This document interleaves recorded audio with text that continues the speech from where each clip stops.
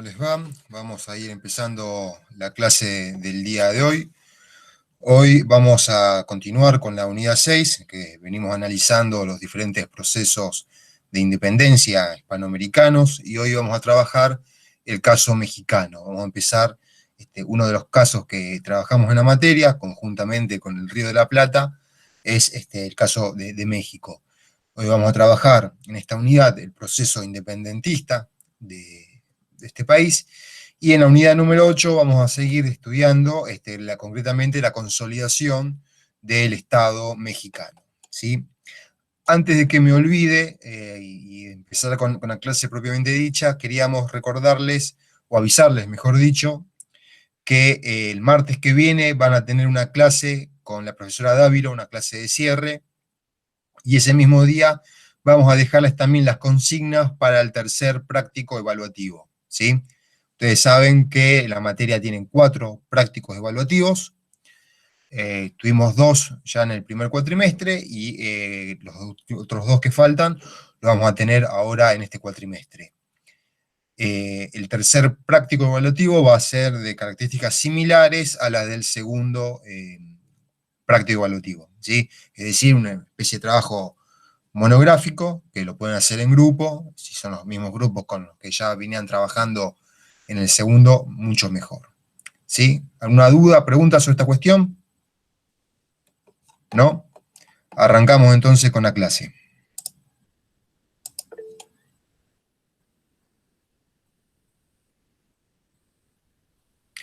Ahí Sofía pregunta qué unidades. Van a entrar la 4 y 5, si mal no recuerdo, que son las unidades que no vimos en el último control, ¿sí? Después le vamos a dejar bien también los textos, que entran todo. Pero por eso vayan leyendo la 4 y la 5.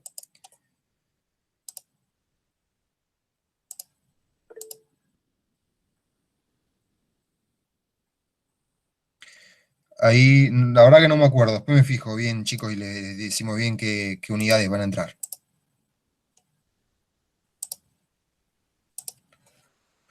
Bueno, entonces, vamos a empezar con México. Antes de comenzar, un par de cuestiones para entender este proceso. Generalmente lo dividimos en 4 etapas, ¿no? Una periodización muy simple. La primera etapa, que va de 1808 a 1809, 1810, que es la etapa que, bueno, que ustedes ya han estado viendo con Beatriz en las clases anteriores, ¿no? Son esos 2 años cruciales de los que habla Guerra, en donde a partir de las aplicaciones de Bayona se entra en este dilema, ¿no es cierto?, de quién gobierna y en nombre de quién. Después tenemos el periodo de 1810-1814, que es conocido como el periodo de la insurgencia, y ahí tenemos, hay que tener en cuenta 2 cuestiones, porque en ese mismo periodo se dan 2 fenómenos en paralelo. Por un lado, en América, el fenómeno de la insurgencia, y por otro, en Europa, el llamado a las Cortes, que va a terminar sancionando la Constitución de Cádiz, ¿no? Y la Constitución de Cádiz es importante entenderla, porque va a sentar las bases para lo que después lo va a ser el Estado mexicano, ¿no? El futuro Estado mexicano. Un tercer periodo de 1814 a 1820, que es el de, podemos denominar como reacomodamiento del orden imperial, que tiene que ver fundamentalmente con la derrota de Napoleón en Europa y la vuelta de Fernando VII al trono de España. Y en último periodo, de 1821 al 23, que tiene que ver con la independencia definitiva de México, y la instalación del primer Congreso Constituyente, que tiene algunas características especiales.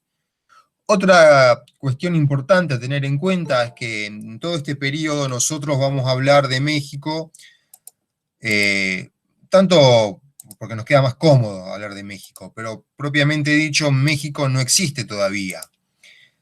Si hablamos de México en este periodo, estamos hablando de Ciudad de México.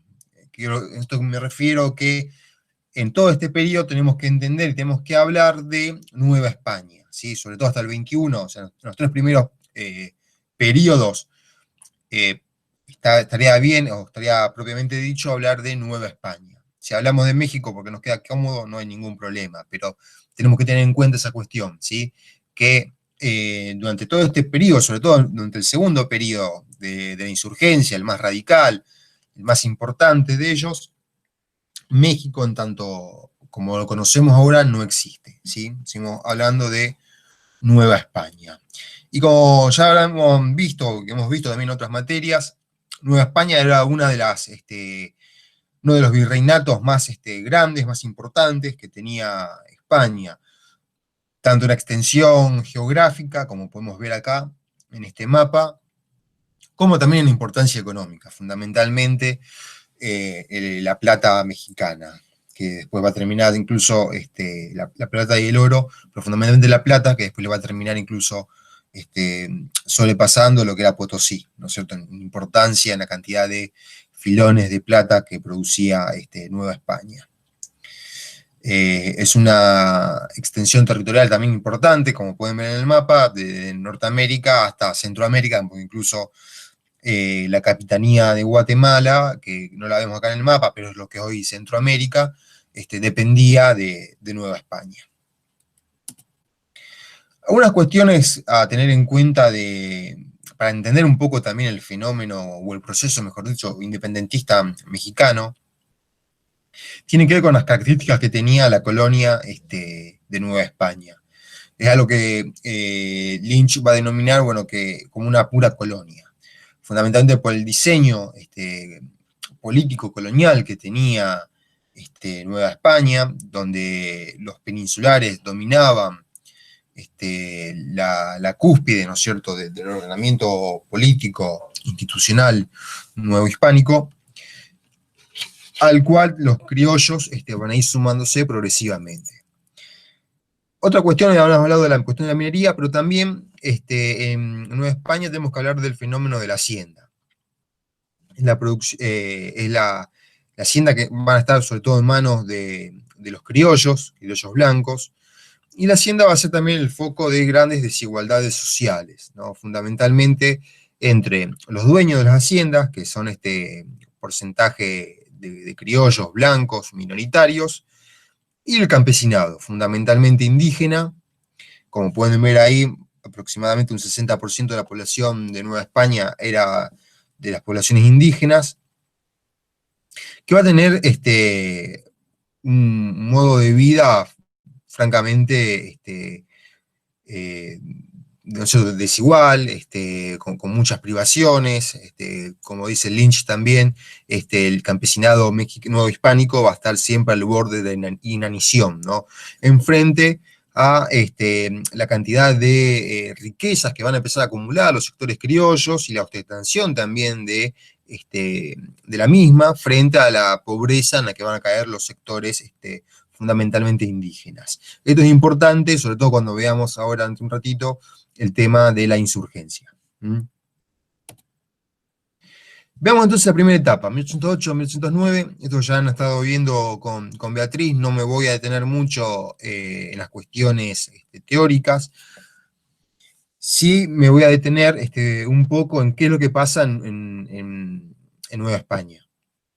A partir de las aplicaciones de Bayona, como ya habíamos dicho, se da este fenómeno, ¿cierto?, de retroversión de la soberanía, ¿no? La soberanía vuelve al pueblo. Y en el caso concreto de Nueva España hay dos posiciones antagónicas. Por un lado, la posición del Ayuntamiento de México, que va a entender que la soberanía vuelve al pueblo de Nueva España, y por lo tanto, fundamental, sobre todo el virrey Iturrigaray, va a pretender, bueno, el autogobierno, ¿no?, el autogobierno del virreinato. Como habíamos estado viendo en otras clases, obviamente en nombre de Fernando VII, ¿no?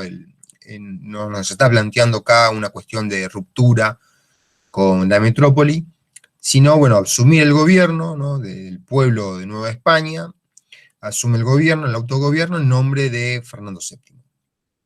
Y esto lo va a poner en contraposición con otra institución, que es la Real Audiencia. La Real Audiencia va a entender que Nueva España es una colonia de Castilla y por lo tanto debe someterse a lo que plantean las juntas metropolitanas que se están formando en ese momento. Eso ya lo han visto, así que no me voy a detener mucho. Acá hay dos cuestiones importantes. Por un lado, quiénes van a defender la posición del ayuntamiento y quiénes la de la Real Audiencia.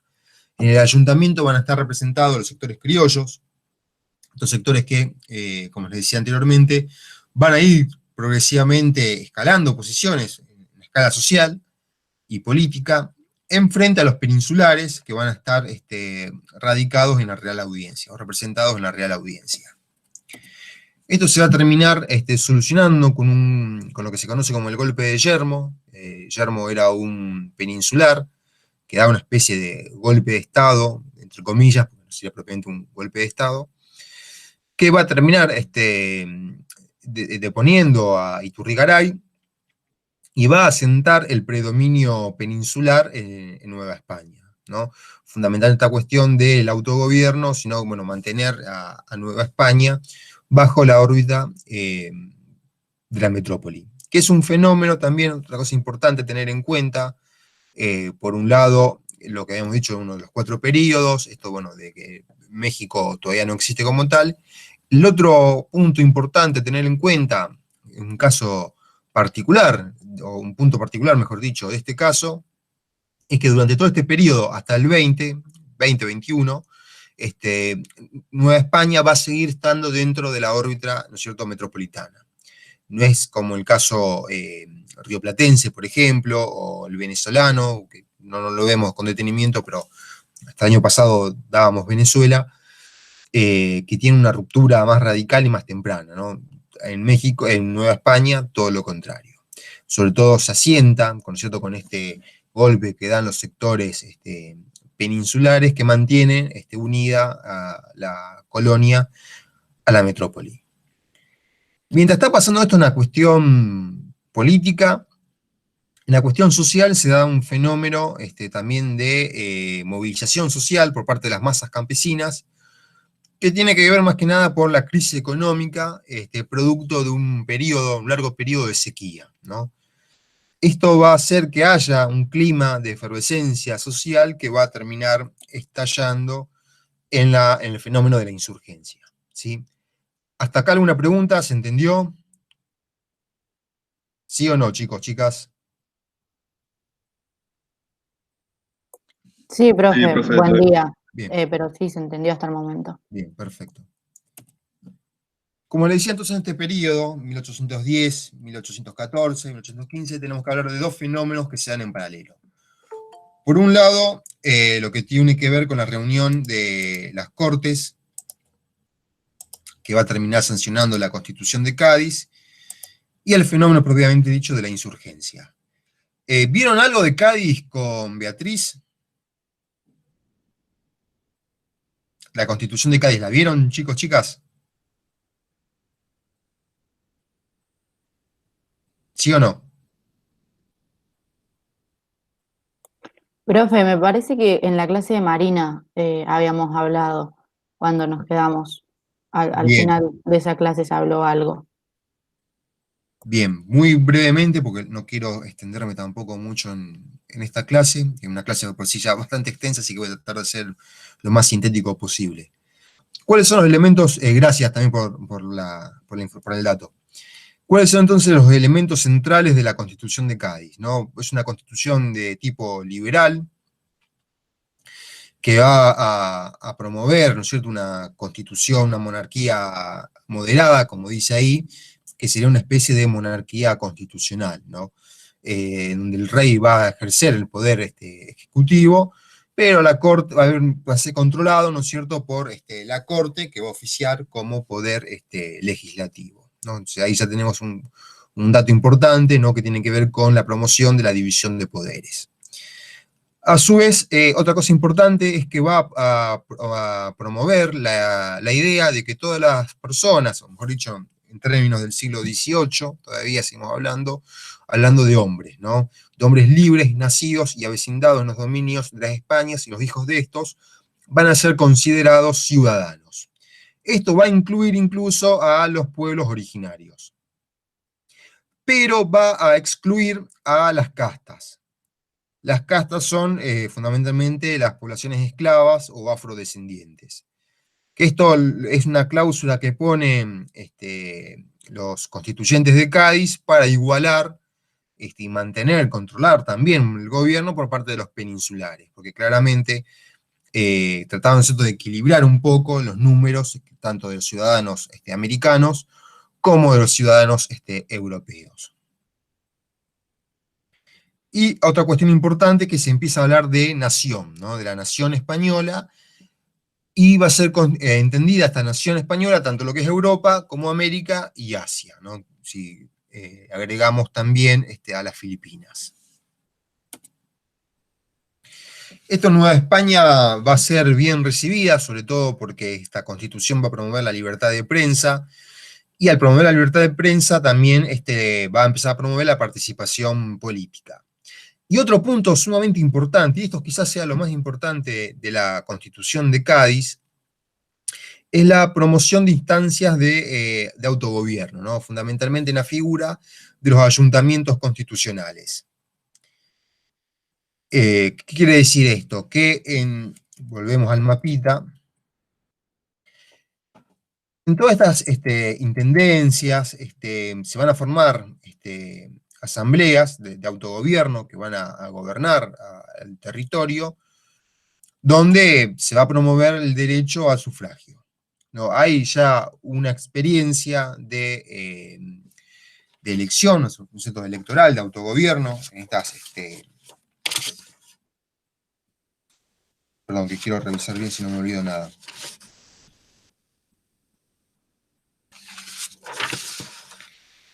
De estas asambleas, ¿no es cierto?, ayuntamientos constitucionales que van a promover, ¿no es cierto?, el autogobierno, especialmente porque van a promover la idea, bueno, de que cada pueblo que tuviera, creo que eran más de 1000 habitantes, iba a poder conformar su propio ayuntamiento y su propio autogobierno.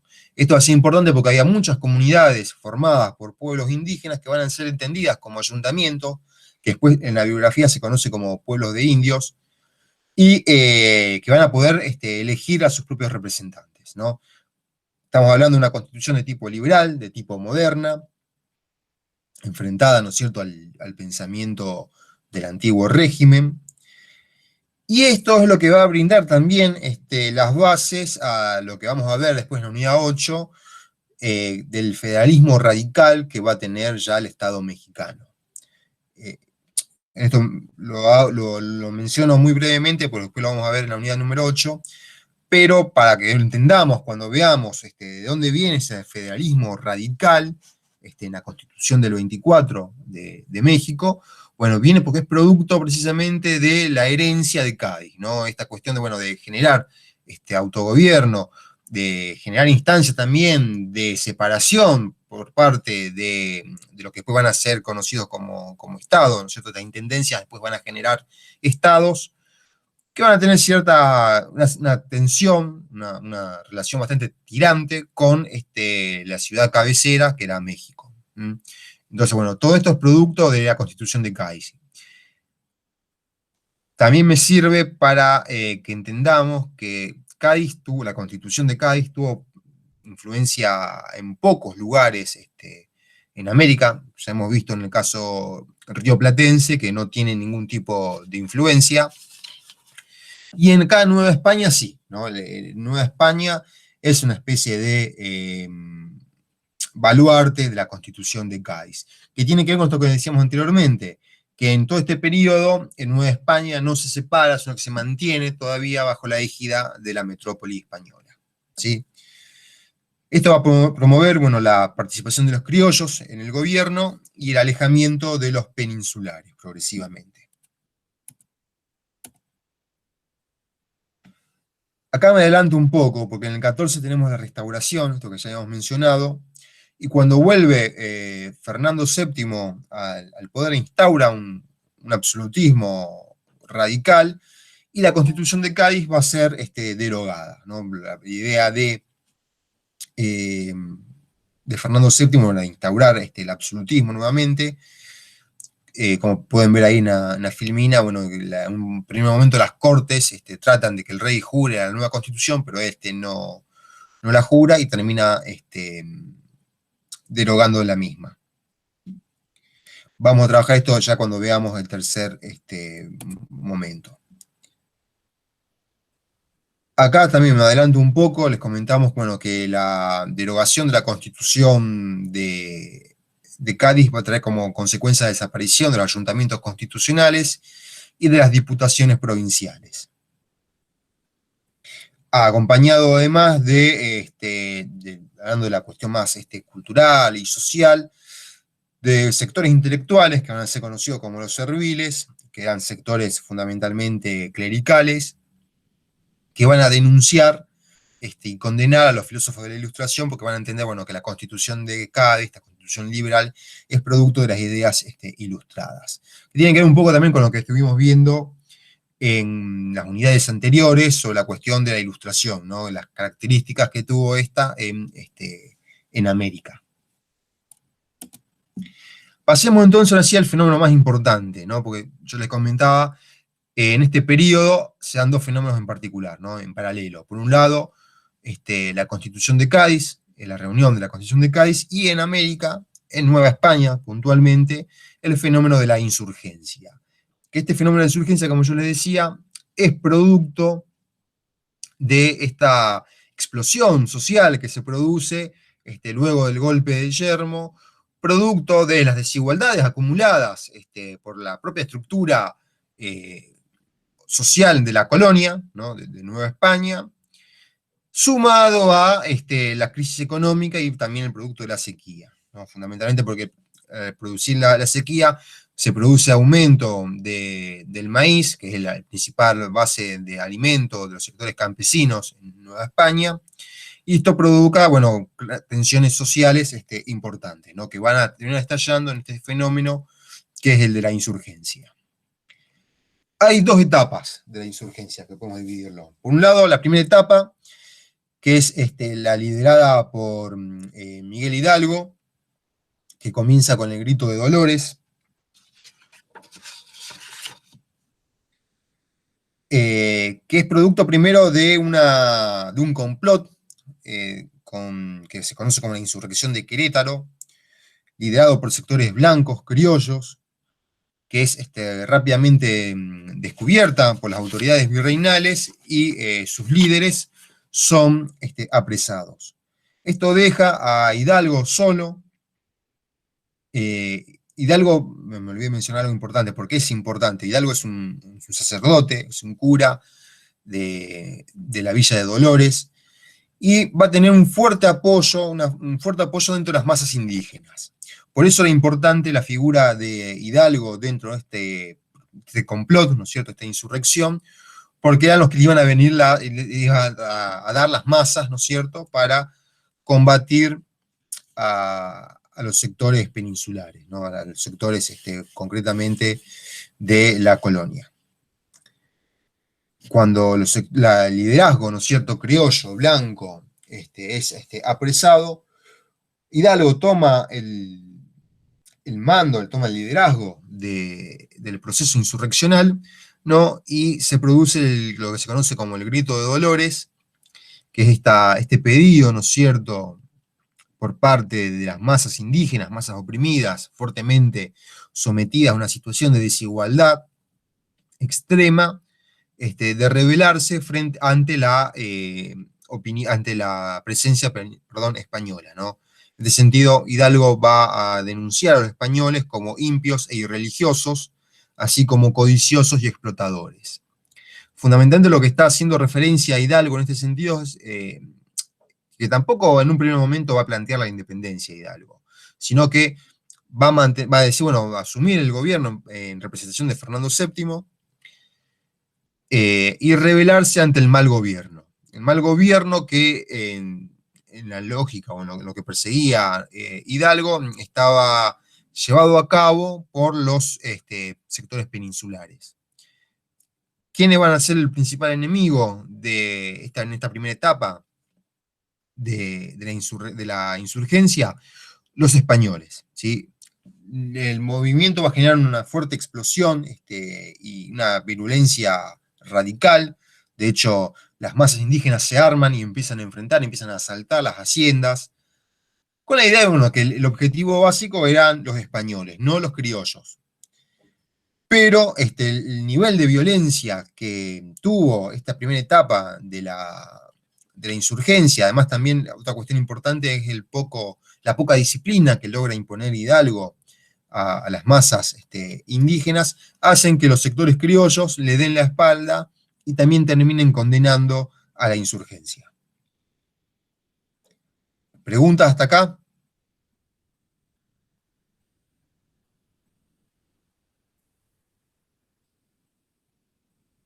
¿No? ¿Se entendió todo?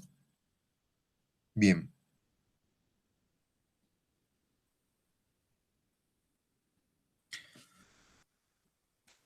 Acá les puse una de las fuentes, ustedes habrán visto en la bibliografía de la unidad, que hay varias fuentes de México, ¿no? Una de ellas es el decreto en contra de la esclavitud, las gabelas y el papel sellado. No me voy a tener acá porque ya lo tienen ustedes en la fuente, pero bueno, lo dejo acá para comentarle también lo radical que tenía el pensamiento de Hidalgo, particularmente lo que tiene que ver con las cuestiones sociales, ¿no? En este decreto se ve muy bien el intento por lo menos de este sector, ¿no es cierto?, de la insurgencia, de igualar las condiciones de los sectores claramente más desfavorecidos y oprimidos de la sociedad nueva hispánica. Particularmente, bueno, la cuestión de los esclavos, como ven en el artículo 1,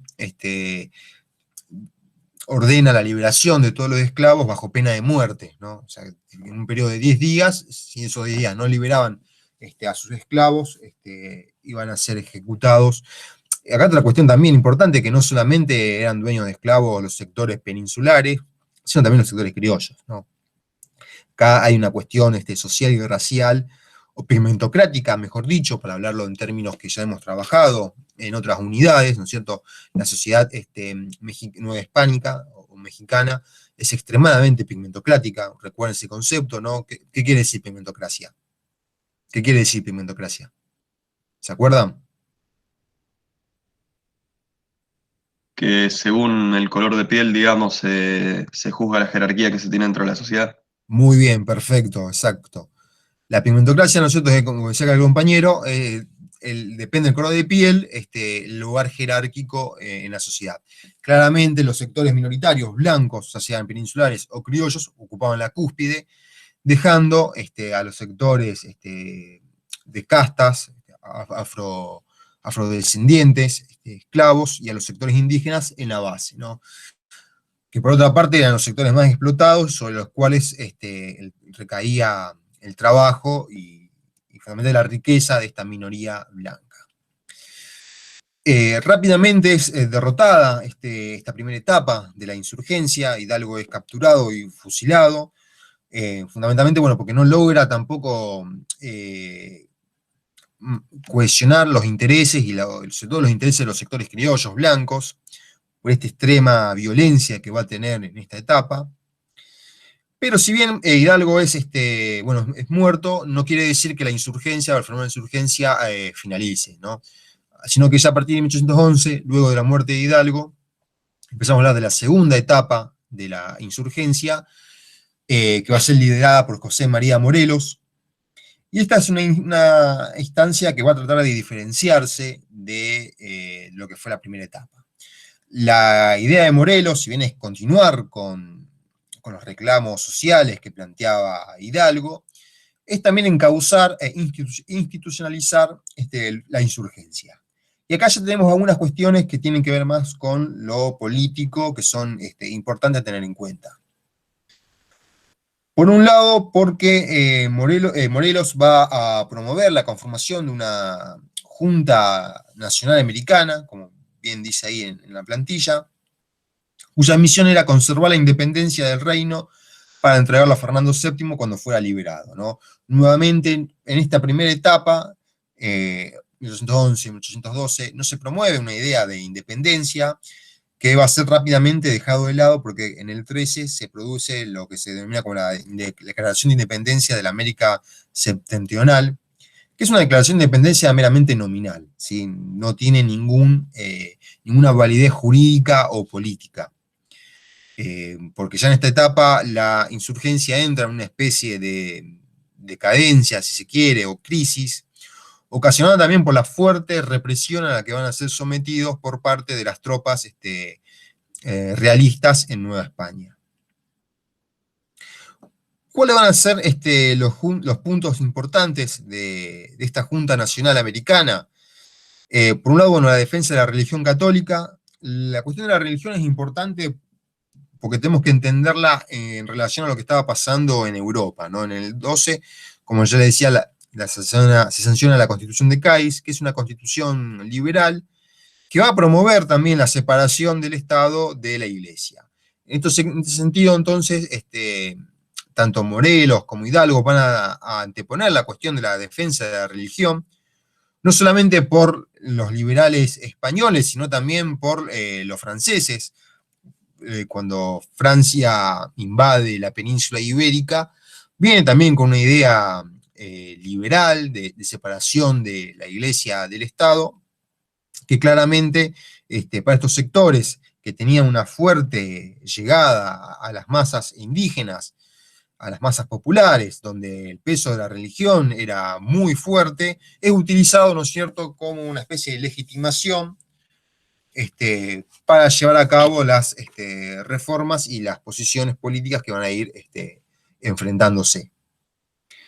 Por otro lado, van a reconocer la soberanía popular, esta cuestión, bueno, de que el pueblo es el poseedor de la soberanía.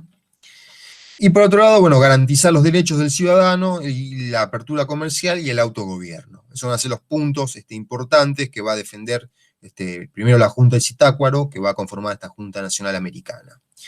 Y precisamente estos últimos puntos son los que van a dar el puntapié inicial para el 13 se declara esta Declaración de Independencia de la América Septentrional. ¿Hasta acá venimos bien? ¿Se entiende? Lo tomo como un sí. Otro punto importante en este segundo momento, en este segundo periodo, es en 1814, que se da el Congreso de Anahuac. ¿Por qué es importante el Congreso de Anahuac? Porque va a dar la primera constitución, o el primer armado constitucional, ¿no es cierto?, que va a ser el decreto constitucional para la libertad de América Mexicana, o Constitución de Apatzingán. Lo pueden encontrar con los dos nombres. Que nuevamente es una constitución que no tiene validez jurídica o política, porque nuevamente en este periodo ya la insurgencia está cercada por la represión que van a ser sometidos por parte de las tropas realistas, entonces no va a tener ningún tipo de validez, solamente en algunos lugares que eran controlados por la insurgencia, pero que cada vez se van reduciendo más. ¿Qué puntos o qué cuestiones importantes promovía esta Constitución de Apatzingán? Bueno, por un lado la división de poderes, el reconocimiento de los derechos de los ciudadanos, la protección de la religión y la oposición a la restauración absolutista, ¿no? Pues se da también en ese marco donde Fernando VII vuelve al poder. Y otra cosa importante para tener en cuenta es que tiene varios puntos en común con la Constitución de Cádiz, ¿no? Esto es otra cuestión importante a tener en cuenta porque nos da la pauta de que Cádiz influenció también el pensamiento constitucional de los sectores de la insurgencia. O sea, ahí nuevamente redoblamos la importancia de la Constitución de Cádiz en Nueva España. Entonces entramos ya en la tercera etapa. ¿Hasta acá se entendió bien, chicos, chicas, esta segunda etapa? Sí, profe. Bien. Tenemos entonces la tercera etapa, ya la etapa donde la insurgencia es derrotada militarmente, Morelos también es capturado y fusilado, y se da, bueno, lo que ya mencionamos anteriormente, la vuelta de Fernando VII al poder, esta instauración de un absolutismo más fuerte, la pretensión también de volver a ganar el territorio perdido. Si bien en Nueva España no se puede decir que es un territorio totalmente perdido, pero sí en otras regiones del imperio o de América Sí, por ejemplo, el caso de Venezuela, el caso del Río de la Plata, particularmente el caso venezolano, que nuevamente nosotros no lo vemos, pero en este momento, en esta etapa, hay una fuerte expedición militar que van de España a Venezuela para recuperar ese territorio, ¿no? En el caso de Nueva España, que es lo que nos interesa a nosotros en esta clase, tenemos, bueno, la asunción de un nuevo virrey, que va a ser Apodaca. Virreyes va a haber siempre en este periodo. Por ahí nosotros no hacemos una cuestión taxativa de qué virreyes hubo, porque no nos interesa tanto esa cuestión, pero sí marcar esta cuestión, ¿no es cierto?, lo que decíamos anteriormente. En todo este periodo, Nueva España sigue manteniéndose bajo la égida de la metrópoli. Siempre hay virreyes, el poder real nunca es derrocado. De hecho, una cuestión que quizás explica un poco el fracaso, entre comillas, relativo de la insurgencia, es la imposibilidad de tomar la capital, ¿no? La imposibilidad de tomar militarmente Ciudad de México.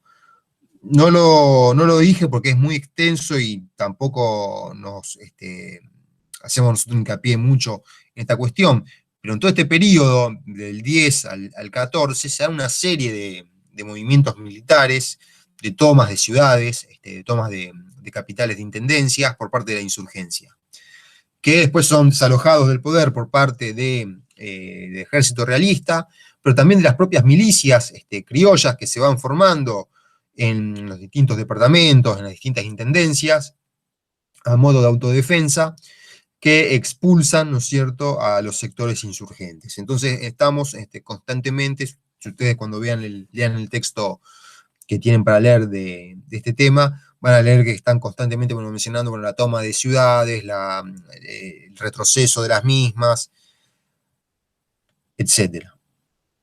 Entonces, en sentido, bueno, volvemos al tercer momento, tenemos la derrota militar de la insurgencia, derrota militar que no es tal, porque si bien es derrotada, no quiere decir que la insurgencia desaparezca. Se reduce en estos momentos a pequeños núcleos, que fundamentalmente van a seguir luchando mediante guerra de guerrillas en regiones muy alejadas de la zona central de Nueva España, ¿no? Y cada vez más alejadas del centro político que era Ciudad de México. En este momento, con la asunción de Apodaca, se da un doble proceso, un proceso interesante que tiene que ver con el doble proceso de militarización de la política y de politización del ejército. ¿Qué quiere decir esto? Que hay una unión entre el mando civil y el mando militar. Aquellos que gobernaban las intendencias, políticamente hablando, ¿no es cierto?, los jefes políticos van a gobernar, van a ser, comandantes también de las milicias. ¿Por qué lo marco este proceso? Porque a lo mejor a ustedes les parece un poco irrelevante. Es interesante porque también lo vamos a ver replicado una vez que se consolide el proceso republicano, ¿no? El proceso de consolidación del Estado mexicano a partir del 24, porque vamos a ver que un actor importante en ese periodo van a ser los militares. Y esa importancia de los sectores militares, ahí sí ya podemos hablar de México, tiene que ver fundamentalmente por esta cuestión, ¿no? En este periodo, este proceso de politización y militarización tanto del mando político como del mando militar. Por eso vamos a encontrarnos que constantemente va a haber una serie de planteos, de movimientos militares, que van a terminar hackeando en algún sentido la estabilidad política de la República Mexicana. Nuevamente eso lo vamos a ver en la unidad número 8. Y acá también empieza a replantearse la idea de independencia, que es un poco contradictorio, ustedes podrán decir, cómo en un momento de vuelta del absolutismo, de control por parte de la metrópoli, también del momento de derrota de la insurgencia, el momento donde la insurgencia está más, políticamente hablando, más débil, ¿por qué empieza a replantearse la idea de independencia? Tiene que ver fundamentalmente en los sectores criollos, concretamente.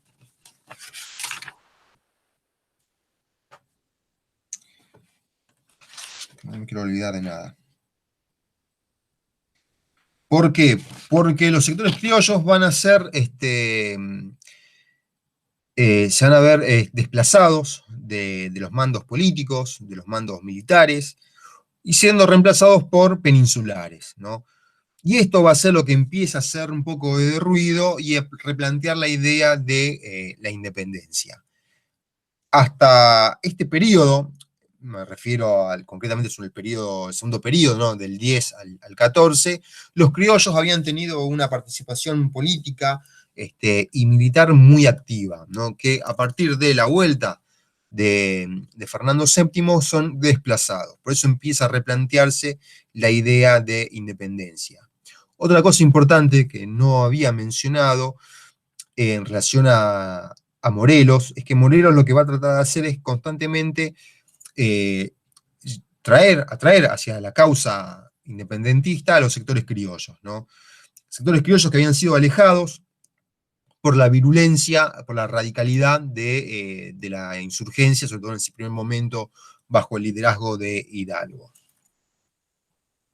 Y acá, bueno, ya podemos ver que empezarían a confluir las ideas entre los sectores criollos que empiezan a replantearse la idea de independencia con los sectores que todavía perviven de la insurgencia. En un periodo muy corto que se va a acelerar a partir del 20, cuando se vuelve a instaurar la Constitución de Cádiz. La idea, bueno, hay un planteo militar en España que obligan al rey a jurar la Constitución de Cádiz, en este sentido la vuelven a reinstituir, con la idea también de que pusiera un poco, sea el fin de los ciclos de guerra en América, ¿no? La idea, bueno, de volver a esto que planteaba la Constitución de Cádiz, entender la nación española como una sola, ¿no es cierto?, como única e indivisible, lo que era Europa, América y Asia, que claramente no va a dar su fruto, ¿no? La idea está, bueno, de mantener el fin de los ciclos de la guerra, en caso concreto de Nueva España, va a acelerar los procesos políticos que van a terminar confluyendo en la declaración de independencia y la separación efectiva, ahora sí, de México de Nueva España.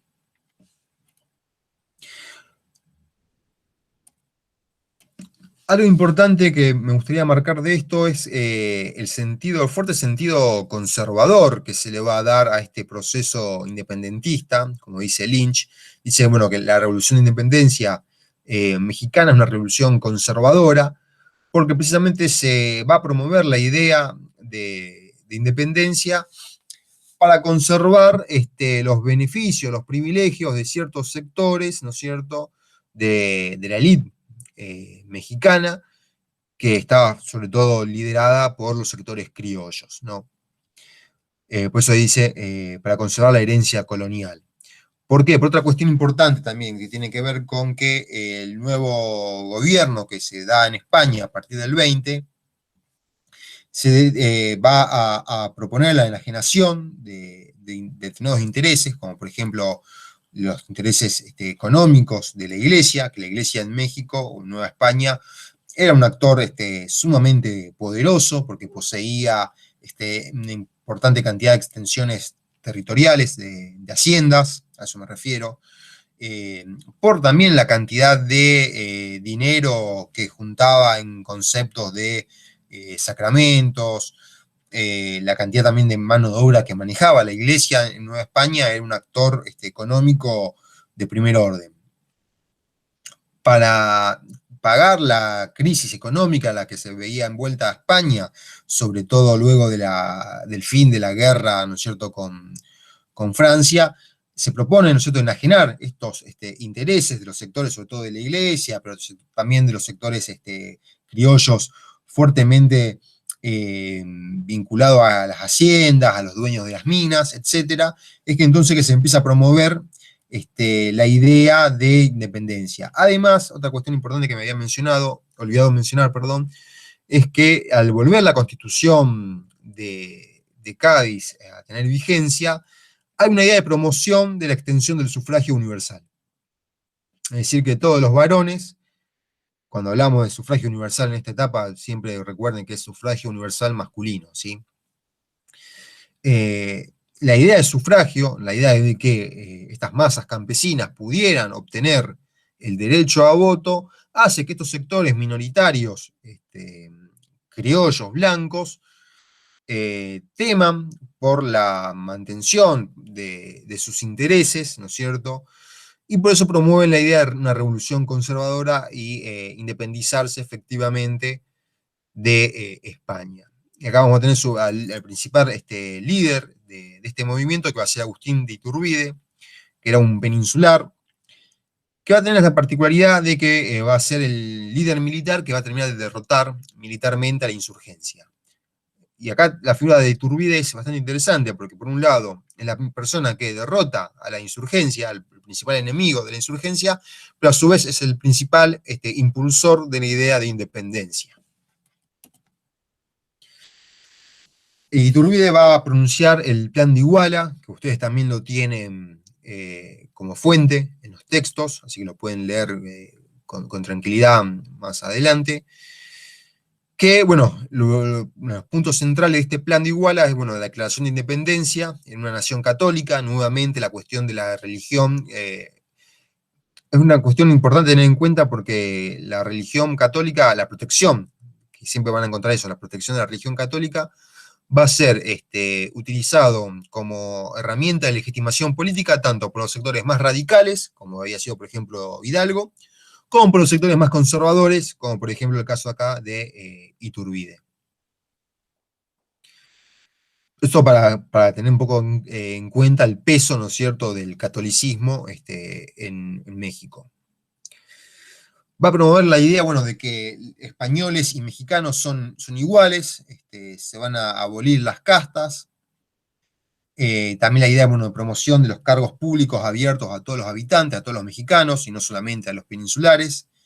Y acá sí es importante tener en cuenta porque, a diferencia de otros casos hispánicos, americanos que hemos visto, caso, por ejemplo, del Río de la Plata, pero también va a ser el mismo caso de Venezuela, que promueven una salida republicana. En México se da al revés, ¿no? Lo que se propone es una salida de una monarquía constitucional. México y Brasil son los dos casos que se da, ¿no?, esta opción, ¿no?, de salida de la independencia bajo un gobierno de tipo monárquico. La idea de esta monarquía constitucional era que en un primer momento ofrecerle la corona a Fernando VII, o sea, que Fernando VII sea, además de rey de España, rey de México, el cual obviamente rechaza este ofrecimiento. Luego es dado a un miembro de la familia de los Borbones, que también es rechazado, y vamos a ver después que quién termina asumiendo el cargo de rey en México. Otra cuestión importante que planteaba el Plan de Iguala es la conservación de los fueros de la Iglesia y sus privilegios, ¿no? Esta cuestión de que los intereses de la Iglesia católica se iban a mantener, ¿no?, frente a esta afrenta, ¿no es cierto?, de enajenación de los bienes y de los privilegios de la Iglesia. Paréntesis, que también es importante para tener en cuenta para la unidad 8. La cuestión de la Iglesia va a ser fundamental, va a ser un tira y afloje constantemente que va a haber durante todo este periodo, el periodo desde el 20 hasta el 64 o 65, que hasta donde más o menos llegamos en la materia. Otra cuestión importante que va a promover el Plan de Iguala son las tres garantías, ¿no? La religión, la defensa del catolicismo como religión oficial de México, la independencia de la región y la unión, ¿no? La unión entre españoles y mexicanos.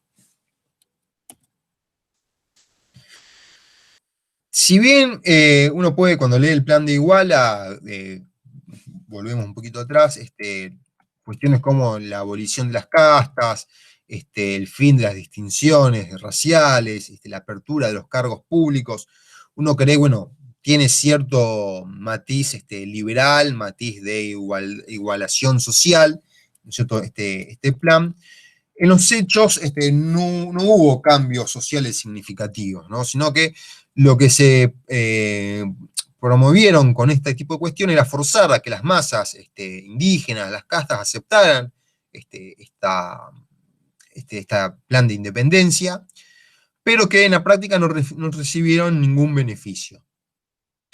Ahí nuevamente tenemos el papel de la Iglesia, porque, como dicen los autores del texto que ustedes tienen, Ávila y Jáuregui, para leer para esta unidad, lo que va a tener un gran peso y va a, en buena medida, promover la declaración de independencia es el peso que tienen los sacerdotes sobre las masas indígenas, que bueno, van a convencer, ¿no es cierto?, de las bondades de este plan, de las bondades de la independencia. Por lo tanto, las masas aceptan, terminan aceptando el plan de Iguala, pero que en cuestiones sociales México sigue manteniéndose en las mismas condiciones, ¿no es cierto?, de explotación a la que ya estaban sometidas durante la época de la colonia. Otra cosa importante que se va a dar en este momento es la formación del ejército de las tres garantías. Ejército que va a estar conformado por los sobrevivientes de la insurgencia. Concretamente Vicente Guerrero, que era uno de los últimos líderes militares de la insurgencia, que quedaba vivo todavía, va a ser el comandante de este ejército, y el plan de Iguala entonces se va a hacer respetar, o se va a lograr implementar, sobre todo por la fuerza de las armas. En este caso entonces tenemos que en el 21 se declara ahí sí ya la independencia oficial del Imperio de México, en esta salida, ¿no es cierto?, monárquica, que va a dar salida a resolver también la situación de crisis en la que se encontraba México hasta ese momento, ¿no? Fundamentado con esas tres garantías que van a ser lo que va a garantizar el orden del nuevo régimen. Y ante esa de tira y afloje que decíamos que tenía de quién iba a gobernar, ¿no es cierto?, en esta salida monárquica a México, bueno, tenemos que un gobierno de una regencia que se produce en México en el 20, que va a ser la que va a gobernar en ese año, va a terminar ofreciéndole el cargo, la corona de emperador a Agustín Iturbide, que asume como Agustín I, emperador de México. La idea era, como habíamos visto también durante la época, cuando vimos esta cuestión del plan de Iguala, es bueno, que México sea una monarquía constitucional. Pero Iturbide lo que va a hacer es disolver el Congreso y asumir el gobierno él mismo, ¿no? Eso van a encontrar que dicen los autores que gobiernan cuasi dictatorialmente. Esto va a traer serias tensiones con algunos actores, particularmente con Santana, que era un comandante militar que se va a insurreccionar. Hay otra cuestión importante que en este periodo se da una lucha, una tensión con los sectores peninsulares. Los mexicanos quieren expulsar a todos los españoles de México, algo que en un primer momento Iturbide no va a ver con buenos ojos. Esto va a acelerar una serie de crisis, sobre todo de actores militares, como va a ser Santana, que en el 23 va a proclamar el plan de Casamata, que va a proponer, bueno, que México sea una república, ¿no? Transformar a México como una república, que se vuelva a convocar al Congreso, también por esta cuestión, ¿no es cierto?, de Iturbide, que gobernaba cuasi dictatorialmente, y esto se va a traducir en una abdicación del emperador. Y ya en el 24, la constitución de una república federal, ¿no?, se conforma a los Estados Unidos de México.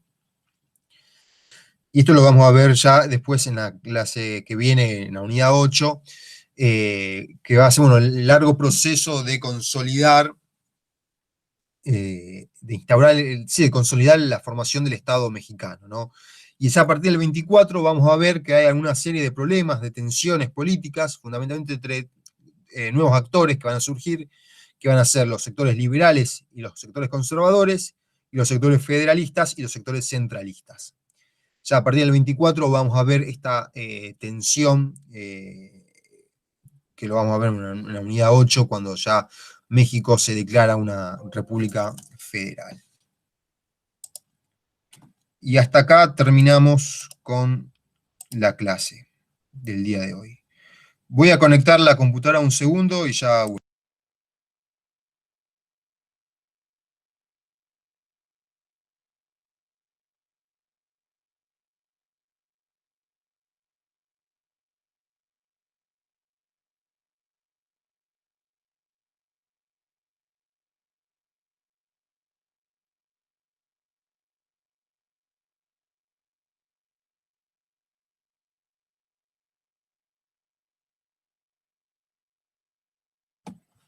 Bien, hasta acá entonces el proceso independentista mexicano. Traté de sintetizarlo lo más que pude.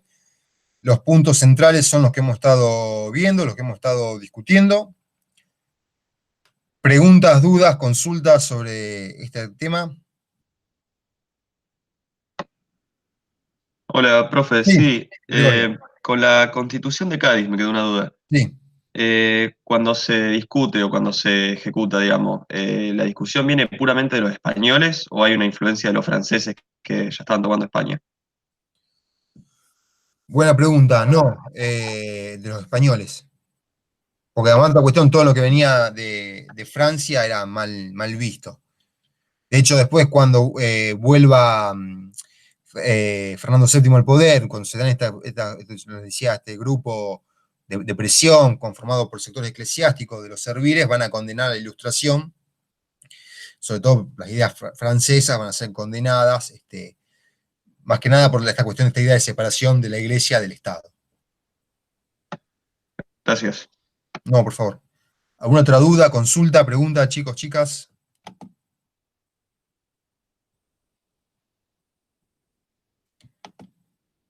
Profe, ¿van a subir el PowerPoint este? Sí. Sí, Juliana.